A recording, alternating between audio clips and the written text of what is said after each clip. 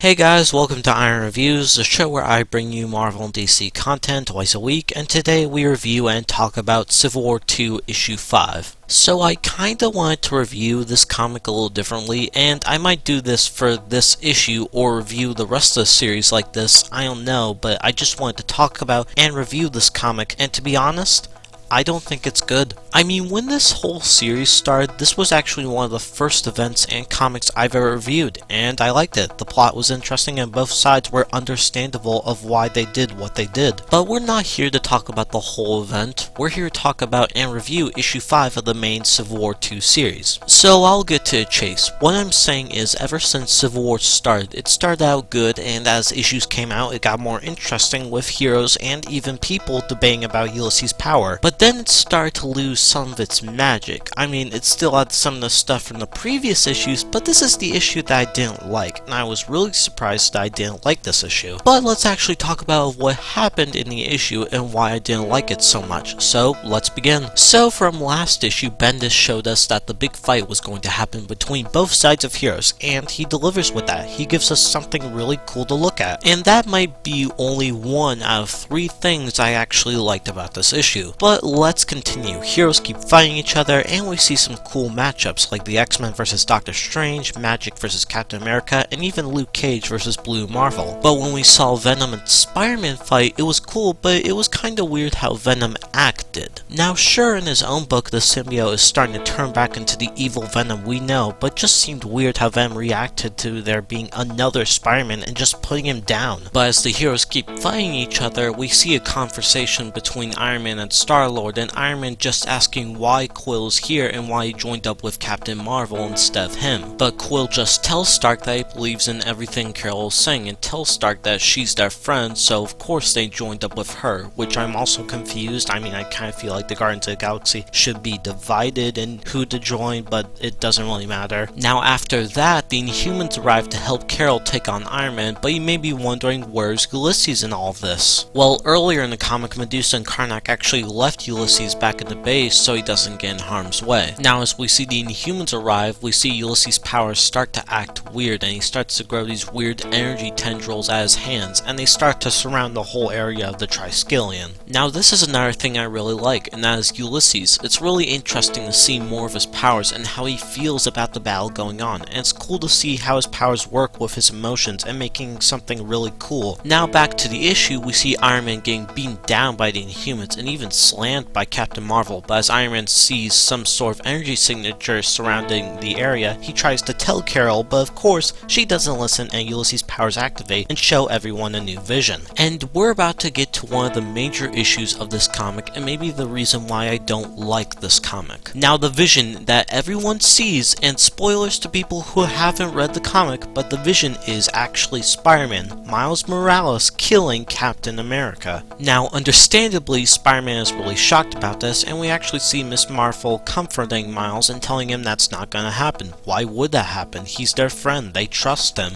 But after all of that, and after we see Miss Marvel comfort Miles, and after all these heroes being shocked at this vision, what does Carol do?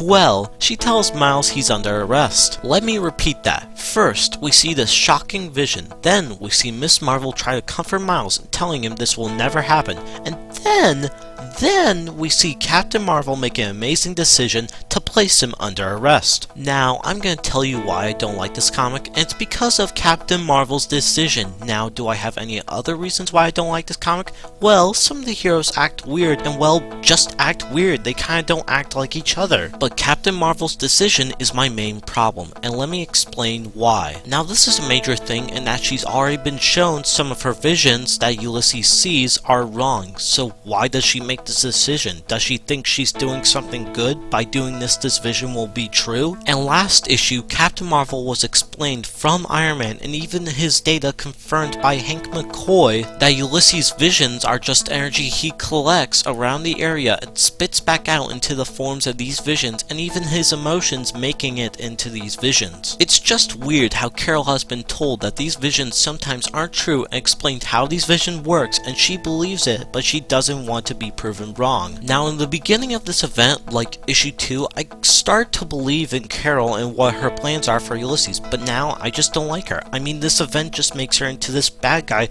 which I don't like. I mean, I wish I could like this comic. I wish I could like the ending of this comic, but I don't. I'm sorry, I just don't, and maybe you feel the same way, or maybe you like this comic, or you might have a different reason why you don't like this comic, and that's okay. I mean, it's your opinion, and I completely understand if you see this book in a different way. But overall, I'm just gonna say the last good thing about this comic is the art. I mean, I just love the artist, and I really hope after this event, the artist goes on to do better things, and maybe do art for a new comic series. But overall, if I were to give this a rating, I would say a 5 out of 10, and I would still recommend this comic if you're interested in this event, and interested in where this goes, which I'm gonna stay with this book. I'm really interested in where the series goes. So I hope you liked this video, and what do you think about the issue? Tell me in the comment section below if you want, and if you want to see other videos like this, make sure to like, comment, subscribe for more Iron Reviews, and check out my Twitter at IronHulk018. My name's August, and until then.